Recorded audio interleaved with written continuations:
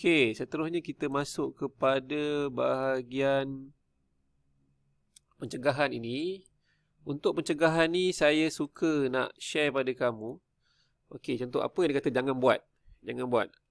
Pertama dia kata jangan biarkan paip terbuka.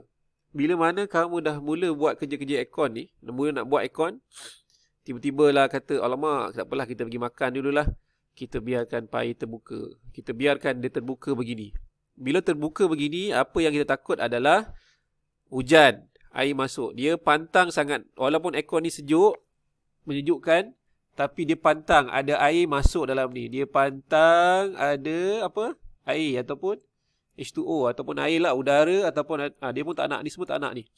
Dia paling pantang benda-benda macam ni masuk dalam dia punya copper tube ni. Jangan biarkan. Jangan sesekali biarkan begini. Katalah tengah nak buat kerja, tiba-tiba nak terbuang air besar ke, ada emergency ke, nak makan ke, apa yang kena buat?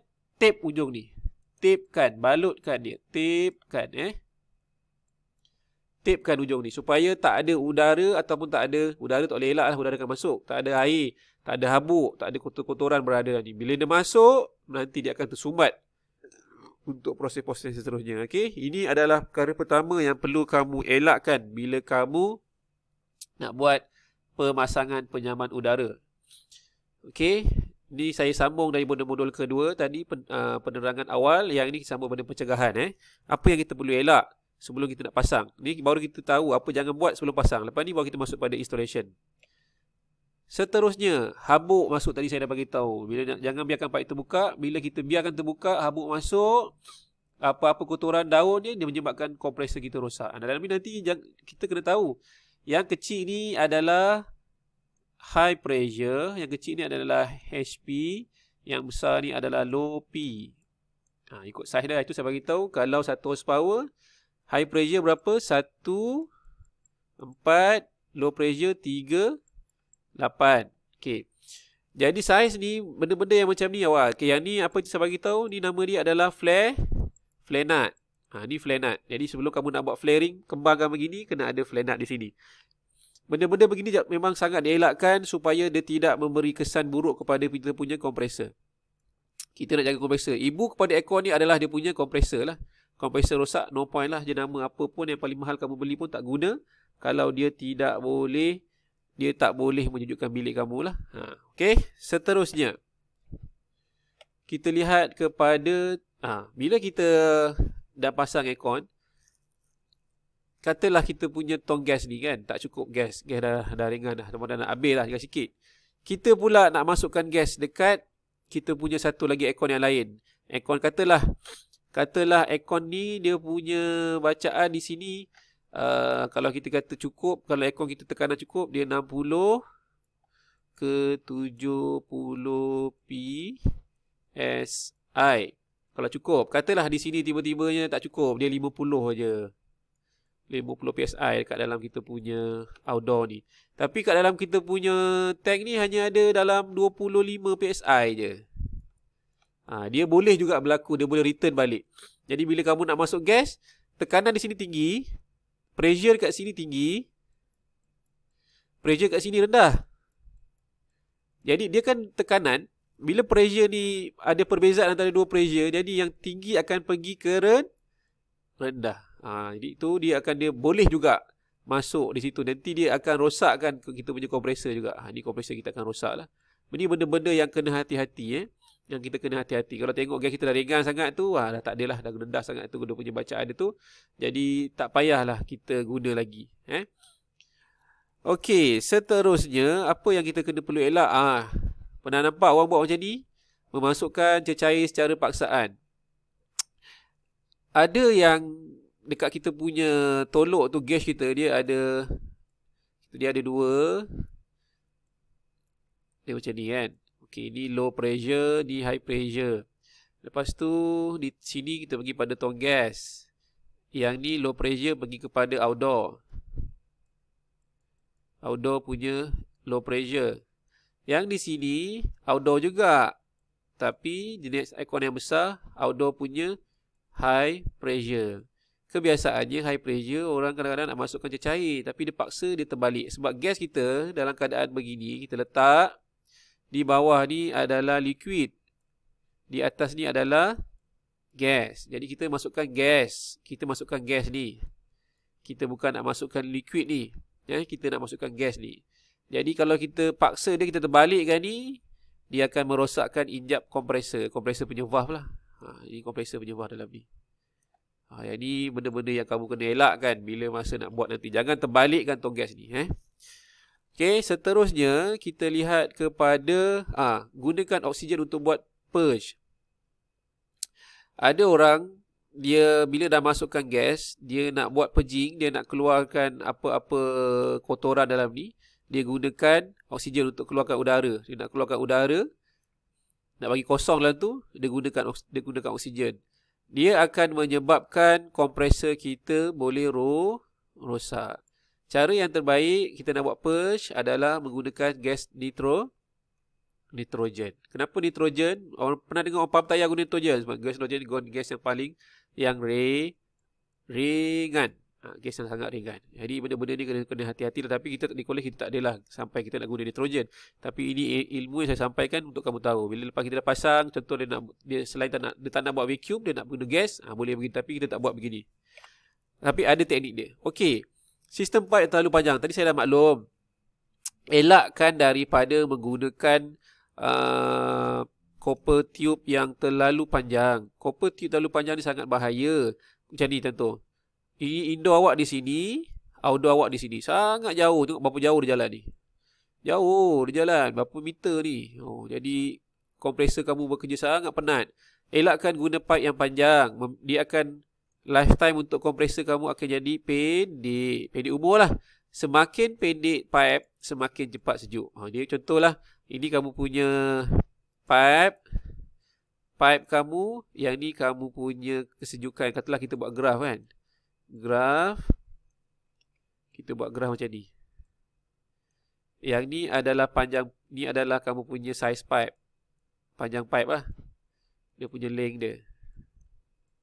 Yang ni sejuk, cool dia. Tahap sejuk dia lah. Cool dia.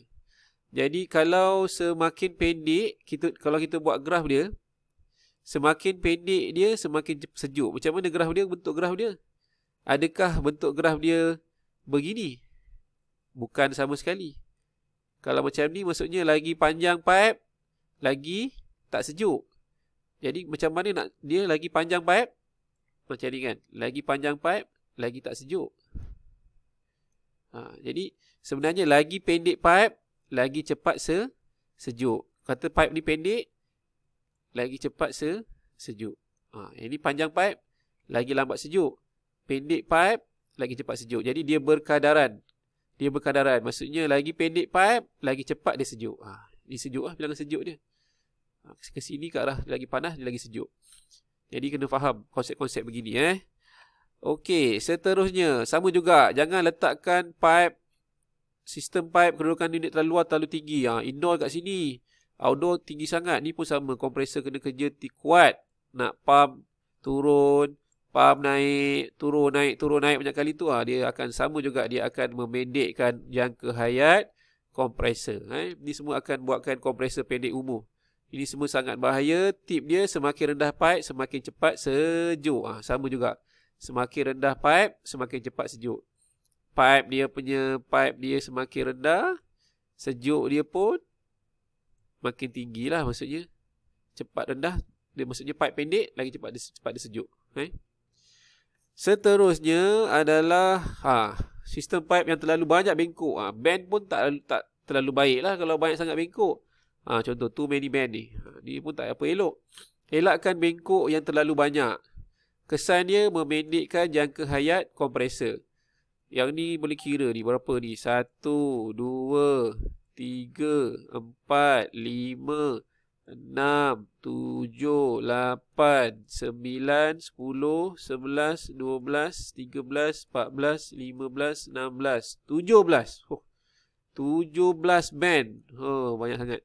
Dia kata maksimum 10 kali band sahaja. Dicadangkanlah. Semakin rendah pipe, semakin cepat sejuk. Semakin maksimum 10 kali pipe band sahaja yang boleh. Elakkanlah. Ini terlalu banyak. Seterusnya, apa lagi dia cakap? Sistem penempatan yang lemah. Okey. Kenapa kita kena pakai insulation tube ni? Dia ada satu getah, kadang getah putih, kadang getah hitam ni. Yang ni adalah bertujuan untuk mengurangkan kehilangan, mengurangkan kehilangan haba lah. Contoh dalam ni kita di ni satu high pressure, satu low pressure. Low pressure LP laluan gas. High pressure laluan liquid. Jadi laluan liquid ni yang selalunya ada wap-wap air. Jadi wap air ni kalau kita tak biarkan, nanti lama-lama di sini air akan menitik. Kalau kita buat kerjasama lever, mengurangkan kadar penyejukan. Ada kehilangan lah kat sini. Jadi kita tutup ni supaya dia punya sejuk ni sampai kepada tempat kita nak hantar. Lama-lama dia akan menitik. Lama-lama dia akan melumut di sini. Dia bahayalah. Jadi kita tak nak benda-benda macam tu. Pastikan pipe disaluti oleh getah penebat ataupun insulation tube tu lah, getah hitam tu. Okey, seterusnya membengkok secara manual lah. Ini sangat bahaya. Sangat bahaya kenapa saya kata macam tu? Bila awak pastikan menggunakan alat yang sesuai. Apa alat yang sesuai? Kita guna bender. Ni jangan sekali saya nampak ada orang pakai lutut, memang saya lututkan nanti dia. Gurau saja. Maksudnya kalau pakai lutut ni dia akan kemik di sini. Pakailah spring bender yang sebaiknya. Elakkan kerja mudah, pipe akan kemik, sekat laluan gas dan kurangkan kadar penyejukan. Ini semua kesan dia lah. Jadi gunakan spring bender yang akan diberikan ikut saiz dia. Dia ada saiz 1, 4, 3, 8. Ini kena ingat. Seterusnya, gunakan saiz pipe yang salah. Ini pun satu hal juga ni. Elakkan kerja mudah untuk untung lebih, kesan menyebabkan rosak. Kita tahu aircon 1 horsepower ke, 1 ke, 1,5 ke, 2 ke. Ini kena tahu saiz yang nak pakai dia. Tadi saya dah dalam kelas modul yang sebelum ni saya dah bagi tahu kan saiz dia. Jadi kena tengok saiz tu. Mungkin boleh dia panggil reducer, dia ada couple reducer dia, tapi sangat tak digalakkan. Jadi bila contoh ni kan tak kena lah, jadi elakkan. Pastikan pipe dengan menggunakan saiz pipe yang sesuai. Elakkan benda-benda macam ni. Seterusnya, gunakan air untuk uji kebocoran. Ini pun satu hal lagi. Yang ni janganlah buat kerja benda yang begini. Air sangat-sangat tak boleh lalu dalam pipe ni. Air tak boleh, dilarang sama sekali. Jangan buat ni. Memang akan rosak kan kamu punya kompresor ni. Air tak boleh dalam ni. Okey, seterusnya penyambungan kabel yang longgar. Okey, yang ni pun miswiring ni pun berhati-hati. Awak tak ketatkan betul-betul sebab aircon ni dia vibrate. Lama-lama dia boleh terkeluar daripada sini. Katalah ni live dengan neutral boleh touching, dia boleh menyebabkan spark, boleh menyebabkan kebakaran. Ini kena hati-hati. Pastikan skru diikat dengan baik. Dia boleh akibatkan kebakaran. Walaupun benda simple, sangat bahaya. Salah satu lagi adalah penyambungan kabel yang salah antara unit dalam dan unit luar. Kalau lah satu aircon okey. Kalau kamu buat wiring banyak aircon, jangan tersilap lah. Aircon 1 kepada aircon 2, aircon 2 kepada aircon 3. Ini kena elakkan. Akibatkan kerosakan pada pemampat. Buka aircon kita, aircon lain yang akan menyala. Kita tak nak macam tu lah. Jadi penyambungan dia kena betul. Elakkan miswiring ni, salah wiring. Seterusnya, ni pun satu benda. Keluaran pipe air ke saluran buangan. Elakkan kerja mudah. Katalah ni kawasan Indah Water, kamu letak pipe ni dekat sini, nanti kamu akan cakap kenapa bau busuk ni? Sebab dalam ni ada blower. Blower ni dia akan pusing, dia akan sedut udara daripada pipe ni yang busuk ni keluar kepada sini. Jadi kamu akan rasa mail order yang busuk. Jadi bau yang tak selesa lah. Ini kena hati-hati. Okey, satu lagi adalah elakkan kerja mudah untuk lebih, mengurangkan proses penyejuk. Jangan aircon ni ada tempat nak pasang. Macam kat dapur tempat kita masak, tempat yang tak sesuai untuk kita pasang aircon. Nanti di sini minyak akan akan masuk di sini. Ini sangat bahaya. Jadi nak pasang aircon ni tengok tempat dia. Bilik di dapur tempat yang sangat tak sesuai, berminyak untuk pasang aircon. Satu lagi adalah tengok saya kata tadi tu, pastikan bila pasang aircon jangan blok kawasan dia punya outdoor. Jangan hampir dengan dinding untuk pengudaraan yang baik. Nanti dia akan menyebabkan kesan kepada kita punya performance lah pada penyambungan udara. Okey, itu untuk pencegahan. Setakat tu untuk pencegahan. Nanti kita akan sambung untuk pemasangan. Terima kasih.